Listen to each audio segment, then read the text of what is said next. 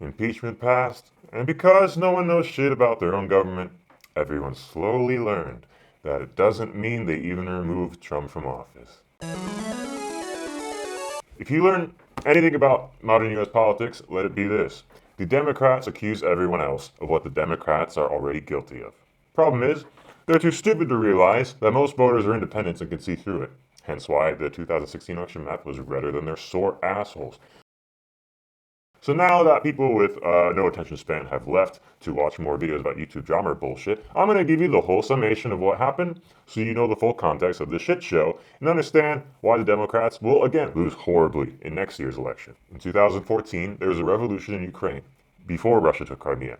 Ukraine rejected the EU's trade agreement, which the US invested over $5 billion in, and instead joined Russia's trade deal. Suddenly, foreign actors turned Kiev protests violent, with leaked emails supporting the suspicion that the US was escalating the situation.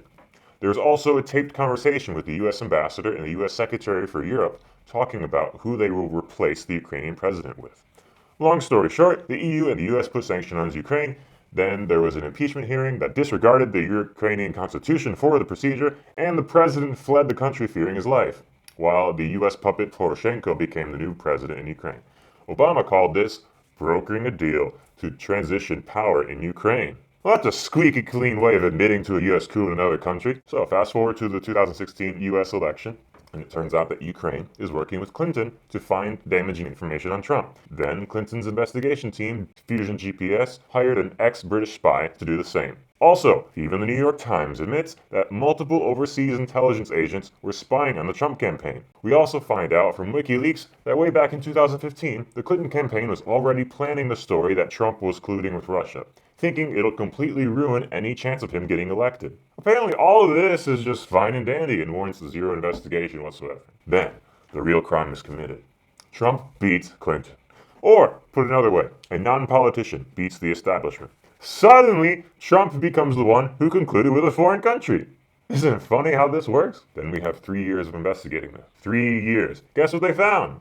Some people who were in Trump's campaign were guilty sometime of tax fraud. You know how easy it is to be guilty of tax fraud? One guy was found guilty of lying about when he met Russian officials. But there's no proof of collusion. What the fuck is this all for then? The FBI officials investigating them had said in the text, Trump won't become president. We'll stop it. The media was on a loop the whole time like the propaganda machine they are. Breaking news. A bombshell. Today is a turning point. Today was a turning point. A turning point. We're at a turning point here. The beginning of the end for the Trump presidency. We have another bombshell. One astrologer says this means the beginning of the end for President Donald Trump. Trump will resign. Trump is going to resign. Is this the tipping point? I know we've said it over and over. Many months later. The beginning of the end? Beginning of the end. The beginning of the end. The beginning of the end. The beginning of the... We begin tonight with the bombshell. Donald Trump is in a lot of trouble. Trump is in trouble. The president will resign. Another hour, another bombshell. This is a tipping point. Trump's going down. 2,000 years later. Who feels the walls closing in? The walls are increasingly closing in on him. Tonight the walls are closing in. Today changed everything. This is the beginning of the end. This goes on for 2 minutes, by the way. Not to mention reporting enough fake news to merit a 12-hour overview. Like all this effort, and all they've done is accidentally show Trump to be officially the cleanest president in U.S. history. So, shortly after that, the Russia inclusion story disappeared like it never existed, and the media went back to calling Trump a racist, sexist, xenophobic, blah, blah, blah, blah, blah.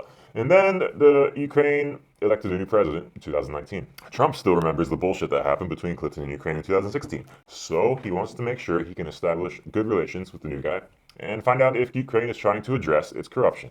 That's why he withholds U.S. aid. The phone call, which is the entire crux of the impeachment hearings, is where we see these lines. I would like you to do us a favor though, because our country has been through a lot and Ukraine knows a lot about it. I would like you to find out what happened with this whole situation with Ukraine. Yes, it's very important for me. One of my assistants spoke with Mr. Giuliani. We will meet once he comes to Ukraine. Good, because I heard you had a prosecutor who was very good. He was shut down. The other thing, there's a lot of talk about Biden's son, that Biden stopped the prosecution, and a lot of people want to find out about that. So whatever you can do with the Attorney General would be great. Biden went around bragging that he stopped the prosecution. So if you can look into that. I mean, it sounded horrible to me. I wanted to tell you about the prosecutor. I'm knowledgeable about the situation. Since we have won the absolute majority in our parliament, the next prosecutor will be 100% my person. I would kindly ask if you have any additional information that you can provide to us. It would be very helpful for the investigation. The arguments are that this call was pressure to investigate his 2020 election opponent. that withholding the aid was extra pressure to do so, and that Ukraine wouldn't get aid until they publicly state they're investigating Biden. Now, the last claim is kind of hilarious since it's literally made up. The first is wrong for 4 reasons. First, Biden's son, who doesn't speak Ukrainian or know anything about the energy business, was on the board of a gas company called Burisma, getting $50,000 a month and unofficially got another $3 million, while Biden was paying $900,000 for lobbying in Ukraine. And the prosecutor investigating that was fired because Biden threatened them. Despite the media calling this a conspiracy theory, Biden is literally on fucking video bragging about it. And I was supposed to announce that there was another $1 billion loan guarantee. And I had gotten a commitment from Poroshenko and from Yatsenyuk that they would take action against the state prosecutor, and they didn't. So they said they were walking out to press conference. I said, no, I said, we're not going to give you the $1 billion. They said, you have no authority. You're not the president. The president said. I said, call him. I said, I'm telling you, you're not getting the $1 billion. I said, you're not getting the $1 billion. I'm going to be leaving here. And I think it was, 6 hours? I looked at it, I said, I'm leaving in 6 hours. If the prosecutor's not fired, you're not getting the money. Well, son of a bitch. Got fired. 3. Are we not allowed to investigate people if they run for president? If I kill someone and then run for president, can I say, oh, you can't investigate me? That's election interference. 4. Biden isn't even the nominee. But he's probably gonna be. Oh, so I didn't know maybe would stand up in court. Besides, I'm sure finger-sucking, child-sniffing Biden is just shaking Trump's bones with fear of his potential rivalry. But you, on the other hand, that's your son over there. Get a job and work for a gas company that you had no experience in gas or nothing. In order to get access to for the president. So you're selling access to the president just like he is. So you You're a damn liar, man. That's not true. And no one has ever said that. No one has ever said that. I see it on the TV. You see it on the TV.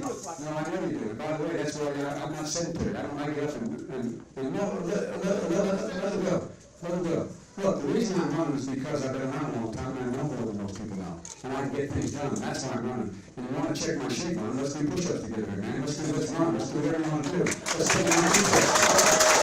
As for the aid, Ukraine didn't know until a month after the phone call that they didn't even receive the aid. The Ukrainian president and other officials all said repeatedly that they felt no pressure from the conversation. But don't let that stop fake news from saying that they felt pressure based on nothing but their opinions. All of their arguments now have less weight behind them than a fainting K-pop idol, but you would have no idea if you read the news because they just pushed fake Russia shit and dropped it for some fake Ukrainian shit. If you thought you saw corruption here, just wait till you learn about the impeachment hearings themselves coming next.